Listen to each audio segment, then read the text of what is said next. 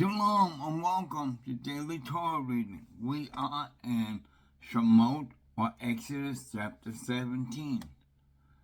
We're starting on verse 1. From the wilderness of sin, the whole Israelite community continued by stages as Yahweh would command. They encamped at Rephidim, and there was no water for the people to drink. The people quarreled with Moshe. "Give us water to drink," they said. And Moshe replied to them, "Why do you quarrel with me? Why do you try Yahweh?" But the people thirsted for water, and the people grumbled against Moshe and said, "Why did you bring us up from Egypt to kill us and our children and livestock with thirst?" Moshe cried out to Yahweh, saying, "What shall I do with these people? Before long they will be stoning me." Then Yahweh said to Moshe, Pass before the people. Take with you some of the elders of Israel, and take along the rod with which you struck the Nile, and set out. I will be standing there before you on the rock of Horeb. Strike the rock, and water will issue from it, and the people will drink. And Moshe did as in the sight of the elders of Israel. The place was called Massah and Meribah, because the Israelites quarreled and because they tried Yahweh, saying, "Is Yahweh present among us or not?" Amalek came and fought with Israel at Rephidim. Moshe said to Yahushua, "Pick some men for us and go and do battle with Amalek. Tomorrow I will station myself on top of the hill with the rod of Yahweh in my hand." Moshe did as Yahushua did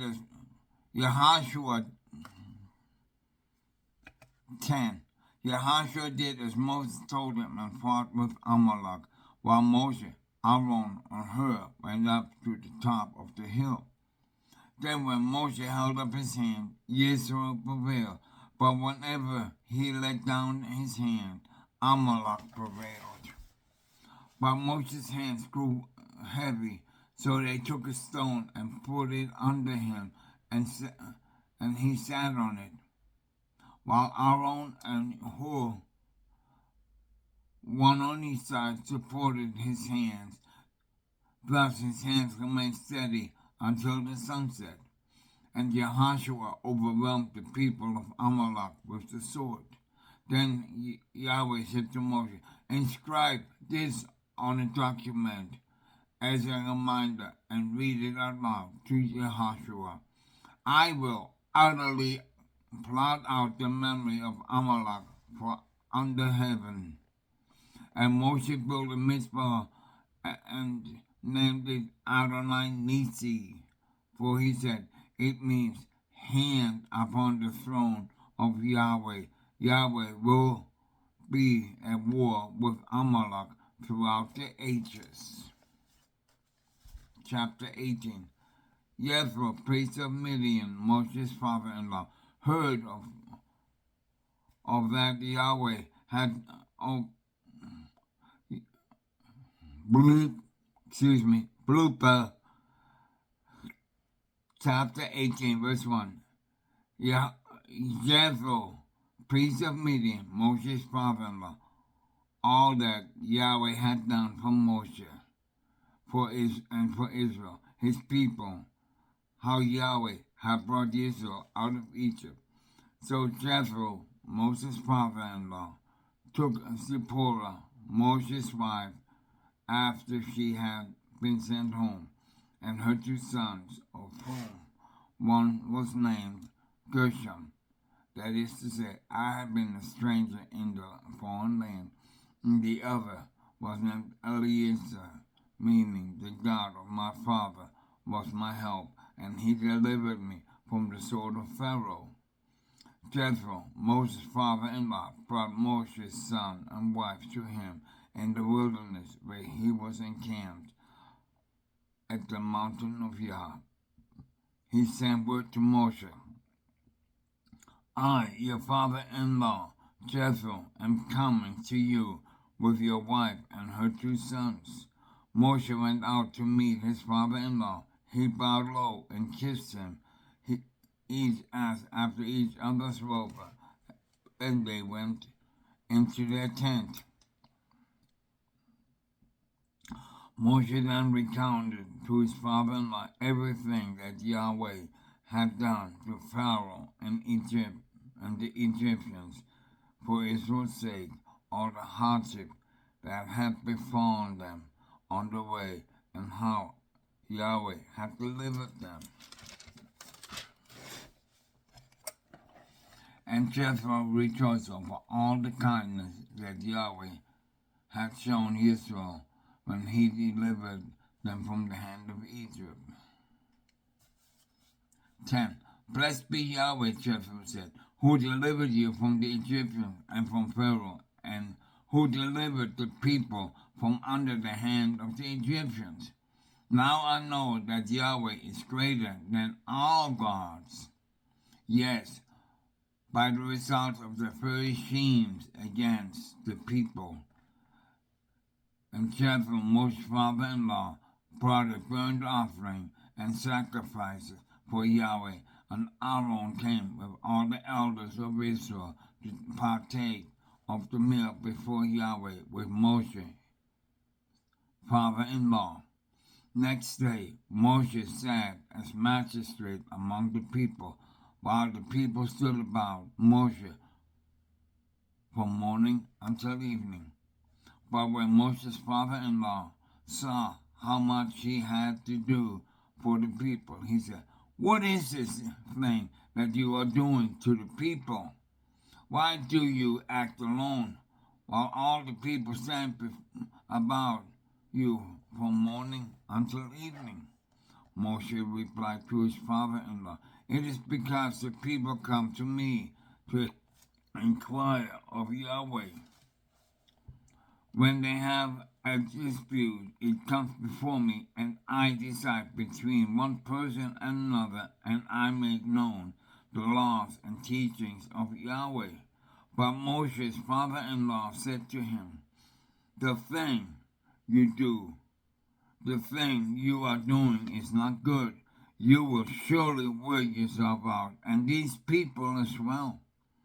For the task is too hard for you. You cannot do it alone. Now listen to me. I will give you counsel, and Yahweh be with you. You represent the people before Yahweh. You bring the dispute before Yahweh, and enjoin upon them the laws and the teachings, and make known to them the way they are to go, and the practice they are to follow. You shall also seek out from among all the people capable men who fear Yahweh, trustworthy men who spurn ill-gotten gain, so set them over them as chiefs of thousands, hundreds, fifties, and tens, and let them judge the people at all times. Have them bring every major dispute to you, but let them decide every minor dispute themselves. Make it easier for yourself by letting them share the burden with you. If you do this, and Yahweh so commands you, you will be able to bear up, and all these people too will go home unwearied. Moshe heeded his father-in-law and did just as he had said. Moshe chose capable men out of all Israel, and appointed them heads over the people, chief of thousands, tens, fifties, and hundreds. And they judged the people at all times. The difficult matters they would bring to Moshe, and all the minor matters they would decide themselves. Then Moshe bade his father-in-law farewell, and he went his way to his own land. chapter 19, verse 1. On the third day, on the third new moon after the Israelites had gone forth from the land of Egypt, on that very day they entered the wilderness of Sinai. Having journeyed from Rephidim, they entered the wilderness of Sinai and encamped in the wilderness. Israel encamped there in front of the mountain. And Moshe went up to Yahweh. Yahweh called to him from the mountain, saying, Thus shall you say to the house of Jacob, and declare to the children of Israel, You have seen what I did to the Egyptians, how I bore you on eagle's wings and brought you to me. Now then, if you will obey me faithfully and keep my covenant, you shall be my treasured promises among all the peoples. Indeed, all the earth is mine, but you shall be to me a kingdom of priests and a holy nation. These are the words that you shall speak to the children of Israel. Moshe came down and summoned the elders of the people and put before them all that Yahweh had commanded them. All the people answered as one, saying, All that Yahweh has spoken we will do. And Moshe brought back the people's word to Yahweh. And Yahweh said to Moses, I will come to you in a thick cloud, in order that the people may hear when I speak with you, and so trust you ever after. Then Moshe reported the people's word to Yahweh. 10. And Yahweh said to Moshe, Go to the people and warn them to stay pure today and tomorrow. Let them wash their clothes. Let them be ready for the third day. For on the third day Yahweh will come down in the sight of all the people on Har Sinai. You shall set bounds for the people round about, saying, Beware of going to the mountain or touching the border of it. Whoever touches the mountain shall be put to death. No hand shall touch him, but he shall be either stoned or shot, beast or man. He shall not live. When the ram's horn sounds a long blast, they may go up on the mountain. Moshe came down from the mountain to the people and warned the people to stay pure, and they washed their clothes. And he said to his people, Be ready for the third day. Do not go near a woman. On the third day, as morning dawned, there was thunder, lightning, and dense cloud upon the mountain, and the very blast of the shofar, and all the people who were in the camp trembled. Moshe led the people out of the camp toward Yahweh, and they took their places at the foot of the mountain. Now Har Sinai was all in smoke, for Yahweh had come down upon it in fire. The smoke rose like the smoke of a king, and the whole mountain trembled violently. The blare of the shofar grew louder and louder as Moshe spoke. Yahweh answered him in thunder. Yahweh came down upon Mount Har Sinai on the top of the mountain, and Yahweh called Moshe to the top of the mountain, and Moshe went up.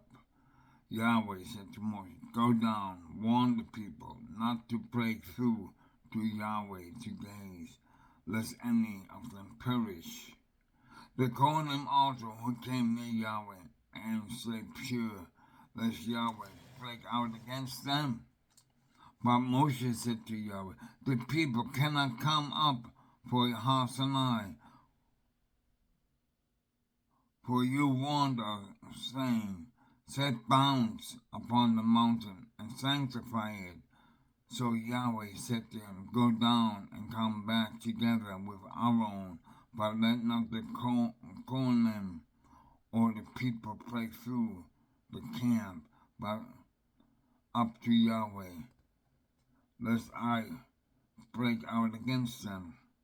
And Moshe went down to the people and spoke to them.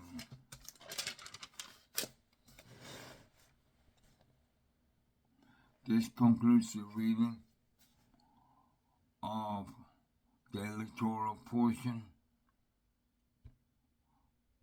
Plupa, this concludes the reading of daily Torah reading.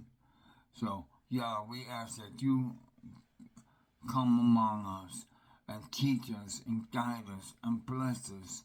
Teach us your word. Teach us your truth and your righteousness, Father, in your word. Be with us, help us and guide us, and fill us with your shalom and your Ruach HaKodesh. In Yeshua's name, amen. From the electoral reading until tomorrow, we wish you shalom.